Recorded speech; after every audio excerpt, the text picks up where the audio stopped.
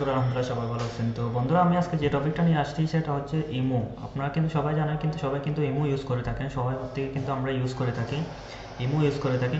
কিন্তু বন্ধুরা, এখন সবচেয়ে আমার থেকে কমেন্ট বেশি আসতেছে, এখন সমস্যা হচ্ছে কি যে কেউ যদি আপনাকে ব্লক করে দেয় তাহলে সে ব্লকটি আপনি আনব্লক করে কীভাবে কথা বলতে পারবেন সেটা ইমোতে সবাই আমাকে কিন্তু মেসেজ করেন প্রায়, সেই জন্য আমি আজকে ভিডিওটা বানাচ্ছি। তো আপনি কীভাবে, আপনি চাইলে যদি আপনাকে কেউ ব্লক করে দেয় ইমোর মধ্যে, তাহলে আপনি তাকে কিভাবে মেসেজ করতে পারবেন, আমি সেই পদ্ধতিতে দেখাবো আপনাদেরকে।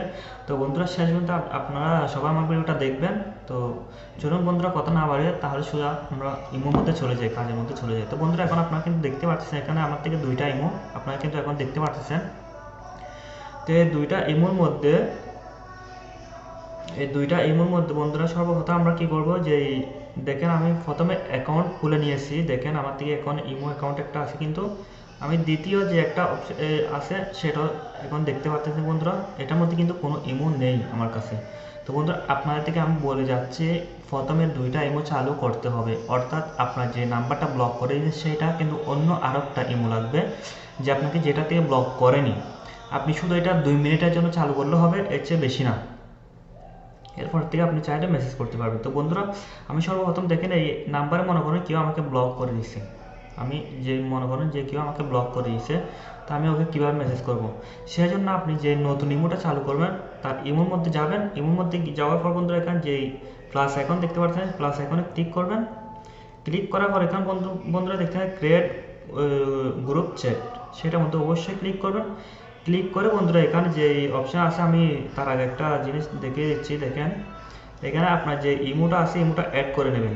আপনি উভয় দুটোটা, আপনার যে ইমোটা ব্লক করছে সেটাও কিন্তু আপনি এখানে কিন্তু অ্যাড করবেন। আপনার যেটা ইমো আছে, যেটা থেকে ব্লক করছে, দুটোটা নাম্বার কিন্তু এখানে অ্যাড করতে হবে। দেখেন আমি প্রথমে একটা অ্যাড করে নিচ্ছি।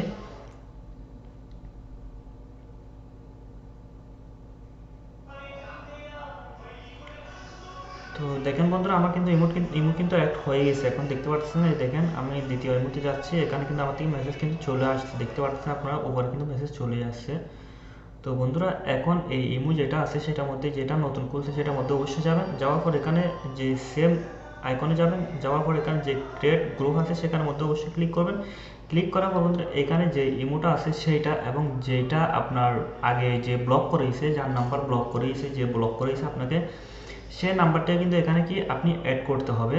তো অ্যাড করার পরে এই দুটোটা গ্রুপ কিন্তু একই সঙ্গে কি কানেক্ট করবেন, মানে দুটোটা একই সঙ্গে ক্লিক করবেন। আপনারা কিন্তু এখানে দেখতে পাচ্ছেন দুটোটা কিন্তু একই সাথে চালু করে পরে এখানে যে টিকচিহ্ন আছে, টিকমার্ক আছে, সেখানে ক্লিক করে দেবেন। এখন দেখতেছেন একটা গ্রুপ কিন্তু ক্রিয়েট হয়ে গেছে। এখন আপনি করবেন কি, আপনি এখানে যত এসএমএস দেবেন সেটা কিন্তু দুজন থেকে, এই মেসেজটা কিন্তু দুজন থেকে যাবে। আপনি কিন্তু বলতে পারতেছেন, বুঝতে পারতেছেন। দেখেন এখানে গ্রুপে কিন্তু চলে আসছে। এখন আপনার কাজ, এই ইমোর কাজ শেষ, কিন্তু আপনি এই ইমো থেকে এখন করবেন কি, গ্রুপ থেকে লিভ নিয়ে চলে আসবেন। আপনি লিভ কীভাবে নেবেন, নেওয়ার জন্য এখানে যাবেন, যাওয়ার পর এখানে ক্লিক করবেন। ক্লিক করার পর উপর দেখতে পাচ্ছেন লিভ নেওয়ার পরে আপনি কিন্তু গ্রুপ থেকে বাইরে হয়ে গেছেন। এখন সম্পূর্ণ গ্রুপ হবে, শুধু গ্রুপ থাকবে না, সেটা মাত্র ওরা দুজনেই এসএমএস করতে পারবে, একজন আরেকজনকে এসএমএস করতে পারবে। দেখেন এখানে যত এসএমএস করবেন, এখানে শুধু ওর কাছে যাবে, এখন যেটা আমাকে ব্লক করেছে তার কাছে যাবে, অন্য কারোর কাছে যাবে না।